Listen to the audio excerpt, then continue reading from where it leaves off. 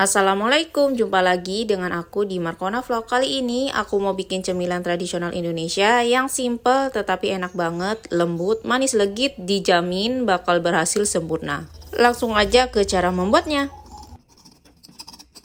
Untuk bahan kuenya, di sini aku pakai 200 gram tepung beras, sedikit tepung tapioka, dan 100 gram gula pasir. Selanjutnya 1 butir telur ayam utuh, beberapa helai daun pandan.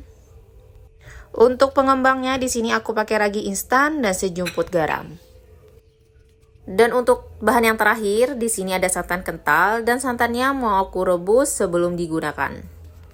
Tuang santan kental pada panci atau saucepan, kira-kira santannya ini seberat 650 ml. Tambahkan daun pandan yang disimpul mati. Aduk-aduk, jangan ditinggal, takutnya nanti santannya jadi pecah dan kurang bagus hasilnya kalau dibikin kue. Aku di sini menggunakan 200 ml santan instan yang ditambahkan air matang sampai beratnya menjadi 600 ml. Atau kalian bisa pakai santan asli dari kelapa, diperas dan diambil yang bagian kental aja sampai mencapai berat 600 ml untuk santan asli. Kalau udah mendidih langsung aja pindahkan pada wadah kayak gini, biarkan santannya dingin atau sampai hangat. Sembari menunggu dingin, di sini aku mau bikin saus santan untuk taburannya nanti. Aku pakai santan cair, 60 gram susu bubuk full cream, daun pandan disimpul mati.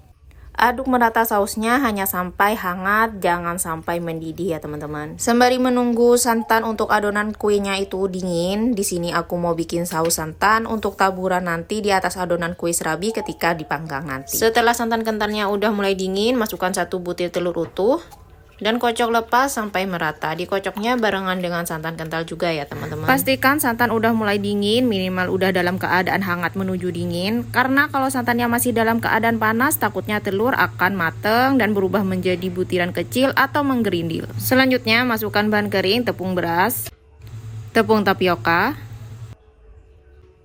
gula pasir, ragi instan dan sejumput garam. Aduk adonan menjadi satu sampai merata, tidak menggerindil. Saring adonan jika perlu, aduk adonan sampai gula pasir larut dengan sempurna. Jadi kalau gulanya udah larut dan adonannya mau disaring juga boleh. Setelah tercampur rata, ini mau aku tutup dengan plastik wrap atau juga bisa kalian tutup dengan kain bersih. Simpan adonan sampai berbuih, ini aku simpan kurang lebih 1 jam 10 menit atau tergantung dari kelembaban atau suhu ruang di tempat kalian. Tips aja kalau kalian takut ingin penyimpanan lebih dari 1 jam, didiamkan saja 1 jam pertama dalam suhu ruang, selanjutnya bisa disimpan dalam chiller. Untuk toppingnya di sini aku pakai selai coklat, selai strawberry, meses. Pakai meses atau coklat batang juga boleh, keju parut. Untuk topping selerakan dengan selera kalian. Ini adonan serabi setelah didiamkan selama 1 jam 10 menit sudah berbuih dengan sempurna. Buihnya bagus, pas, tidak ada aroma asam. Selanjutnya mau aku panggang.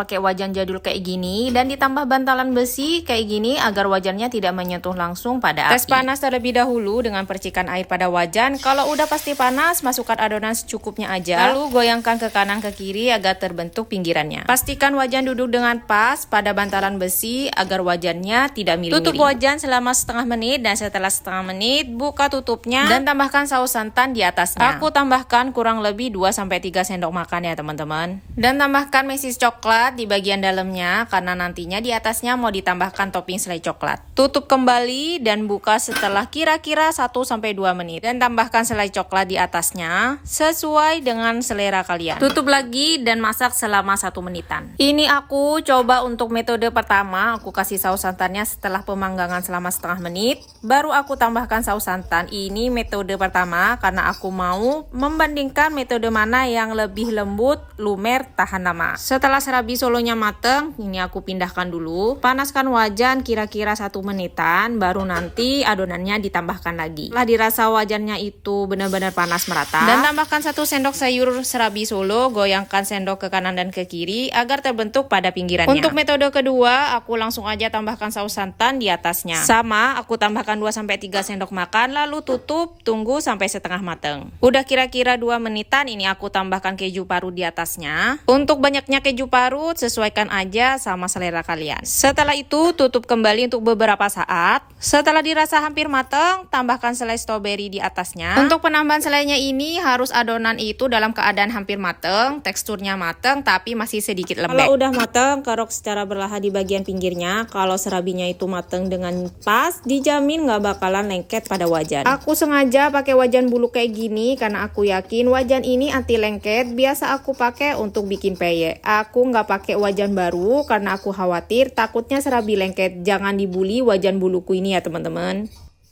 Dan ini aku iseng, aku mau coba cetak serabi pakai teflon mini kayak gini. Metodenya sama, pakai metode yang kedua, hanya saja takaran adonannya sedikit aku kurangi. Aku pakai 3/4 dari besarnya sendok sayur, jadi nggak full 1 sendok penuh ya teman-teman. Aku tutup pakai tutup panci, walaupun ini tutupnya kebesaran. Setelah setengah mateng, tambahkan parutan keju di atasnya. Pakai teflon mini jauh lebih cepat matangnya karena teflonnya itu datar, bagian tengahnya tidak membentuk cekung seperti wajan yang sebelumnya. Hati-hati karena matangnya itu cepet, jadi takutnya ntar gosong. Jujur aku lebih suka itu pakai teflon gini, selain matangnya itu cepet dan bagian tengahnya juga sedikit tipis, jadi aku suka agak lembek-lembek bagian tengahnya tetapi sedikit garing di bagian belakangnya.